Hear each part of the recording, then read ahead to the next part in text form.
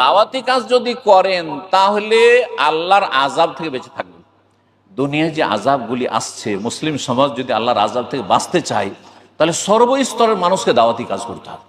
সর্বস্তর, যারা যেখানে আছেন, যারা সাধারণ মানুষ, ওপরের মানুষ, নেতৃস্থানীয় ব্যক্তি, যাদেরকে আল্লাহ দুনিয়ার ক্ষমতা, রাষ্ট্রীয় ক্ষমতা দিয়েছেন, সবার উপরও কিন্তু ওইভাবে ফার্জে আইন না হয় ফার্জে কিফায়া। সুতরাং দাওয়াতি কাজ যদি আমরা ঠিকভাবে করি তাহলে তো ভালো কথা, আর না হলে আল্লাহর আযাব আসবে, তখন সবার উপর আসবে। এই মর্মে সূরা আরাফে যে আপনার ওই যে এক জাতিকে কি করা হয়েছিল, মানুষকে বানর বানানো হয়েছিল, কিসসা শুনেছেন না শুনেননি? মানুষকে বনি ইসরায়েলদের যুগে কি করা হয়েছিল, বাঁদর বানিয়ে দেওয়া হয়েছিল। কিসের জন্য? তারাকে বলা হয়েছে লা তাদু ফিস সাবতে, শনিবারে মাছ ধরবেন না। বলছে শনিবারে মাছ ধরবো না, বাদ দিয়ে রবিবারে মেরে নেব, রবিবার মাছ ধরে নেব। একদল হিল্লা করলো, আর একদল বললো যে এগুলো আমরা করব না, আর তোরা আদা খাবি, সাদ আমরা নিষেধও করবো না। দুই দল হলো। আর এক দল তাদেরকে খুব রিকোয়েস্ট করতে লাগলো, বুঝাইতে লাগলো অন্যায় কাজ করিও না, হলে তোমরা ধ্বংস হবে। কিন্তু আল্লাহ রাব্বুল আলামিন সেই দলটিকে শুধু আল্লাহর আযাব থেকে বাঁচিয়েছিলেন, যে দলটি ওয়ানজাইনাল্লাযিনা ইয়ানহাউনা আনিস সাওয়ি, জি, যারা মন্দ কাজ থেকে নিষেধ করেছিল তাদেরকে আমি নাজাত দিয়েছিলাম। আর বাকি সবগুলিকে বানর, কোন কেরাদাতান খাসিন, লাঞ্ছিত বানরে তোমরা পরিণত হয়ে যাও। বানর বানিয়ে দিয়েছিলেন আল্লাহ রাব্বুল আলামিন।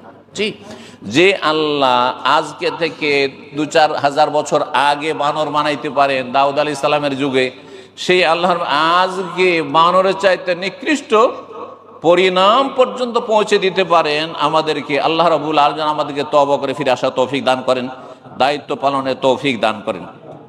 রব্বুল আলামিন সূরা হুদের ৮ নম্বর ১১৭তে বলেছেন, যেই গ্রামে, যেই দেশে, যেই এলাকায় দিনের দাওয়াতের কাজ হবে, সংস্কারমূলক কাজ হবে, ইসলাহি কাজ হবে, মানুষের সংশোধন করার চেষ্টা করবে মানুষরা একদল, সেই জায়গায় আল্লাহর আযাব নেমে আসবেন, সেই জাতিকে আল্লাহ ধ্বংস করবেন না।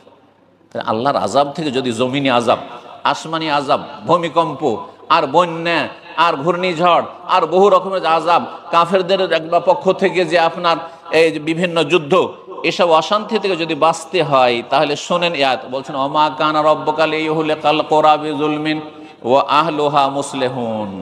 হে নবী, তোমার রব সেই জনপদকে, সেই গ্রামকে, সেই দেশকে ধ্বংস করবেন না তাদের পাপের কারণে। পাপ আছে, গুনাহ আছে, তারপরে ধ্বংস করবেন না যদি ওয়া আহলুহা মুসলিহুন, সেখানকার লোকেরা ইসলাহি কাজ করে, সংশোধন কাজ। দাওয়াতের আরেকটি নাম ইসলাহ, এটাও শুনে রাখেন।